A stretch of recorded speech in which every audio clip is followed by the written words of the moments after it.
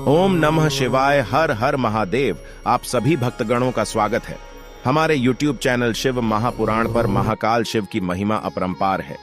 उन्हें प्रसन्न करने के लिए किसी खास प्रयास या पूजा पाठ की जरूरत नहीं होती, बल्कि सच्ची श्रद्धा और पूरे मन से किया गया प्रयास आपको भोलेनाथ की कृपा का पात्र बना सकता है। शायद यही वजह है कि अपने भक्तों के लिए महाकाल ने काल तक को भस्म कर दिया था। ऐसी ही एक कथा मिलती है हमारे धार्मिक ग्रंथों में, जिसे हम आपके साथ शेयर कर रहे हैं। मान्यता है कि भक्तों का चरित्र पढ़ने और सुनने से भोलेनाथ की असीम कृपा और पुण्य की प्राप्ति होती है।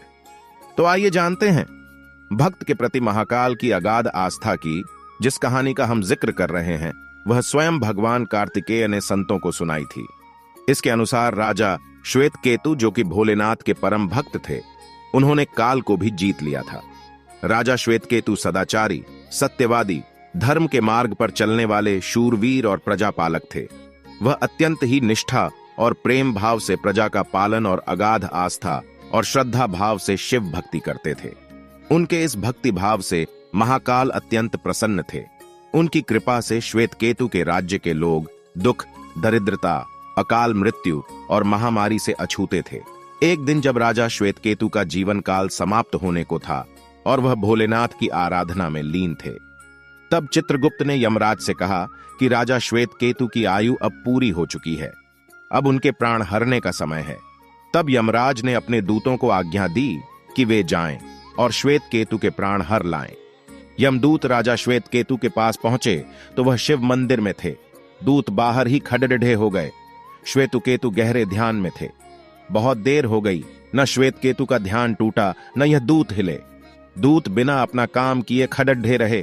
जब वे वापस नहीं पहुंचे तो यमराज ने विलंब होते देखा तो कालदंड संभाला और खुद चल पड़ी डेढ़े। दूतों के आने में देरी होने के चलते यमराज स्वयं ही राजा श्वेतकेतु के प्राण हरने पहुंचे। लेकिन वहां उन्होंने देखा कि वह तो महादेव की साधना में लीन है। अब तो वह सोच में पड़ गए कि इसके प्राण कैसे हरें। उन्होंने सोचा कि यह अभी पूरी तरह शिव पूजा में डूबा है। इस स्थिति में शिव पूजा का उल्लंघन नहीं किया जा सकता। तब वह भी बाहर ही खड़े हो गए। उधर जैसे ही काल को इसकी सूचना मिली तो उन्होंने तलवार निकाली और शिव मंदिर में जा घुसे। काल ने देखा कि राजा श्वेतकेतु अभी भी भगवान शिव के लिंग स्वरूप के सामने बैठे ध्यान मग्न है। वह झपटकर आगे बढ़ा और जैसे ही उसने राजा श्वेतकेतु का सिर काटने के लिए तलवार उठाई, शिव ने अपना तीसरा नेत्र खोलकर काल की ओर देखा। भोलेनाथ का तीसरा नेत्र खुलते ही काल वहीं राजा श्वेतकेतु के सामने जलकर भस्म हो गया। थोड़ी देर बाद जब राजा श्वेतकेतु का ध्यान टूटा, उन्होंने अपनी आंखें खोली तो राख में बदल चुके काल को देखा। उन्हें चिंता हुई कि यह कौन है और क्या है। श्वेतकेतु ने भगवान शिव से पूछा, हे भोलेनाथ, ये किसकी राख है? इसे किसने और क्यों जलाया? तब भोलेनाथ ने बताया कि यह काल था जो कि तुम्हारे प्राण हरने आया था। राजा श्वेतकेतु ने कहा कि हे महाकाल, यह तो आपकी ही आज्ञा से तीनों लोक में विचरता है, लोक को नियंत्रण में रखता है।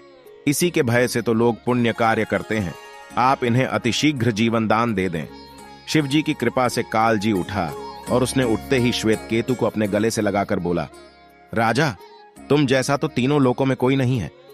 तुमने तो अजेय काल को भी जीत लिया। जीवन दान पाकर काल और यमराज ने कहा कि ऐसे जातक जो शिव जी के परम भक्त हैं, सच्चे मन और पूरी श्रद्धा से महाकाल की पूजा में लीन रहते हैं, सिर पर जटा और गले में रुद्राक्ष पहनते हैं, विभूति का त्रिपुंड ललाट पर लगाते और पंचाक्षर मंत्र का जप करते हैं, उन्हें कभी भी अकाल मृत्यु का ग्रास नहीं बनना पड़ेगा। कथा के अनुसार इस आशीर्वाद के बाद श्वेतकेतु ने लंबे समय तक राज किया और फिर महाकाल की कृपा पाकर उनमें ही विलीन हो गए।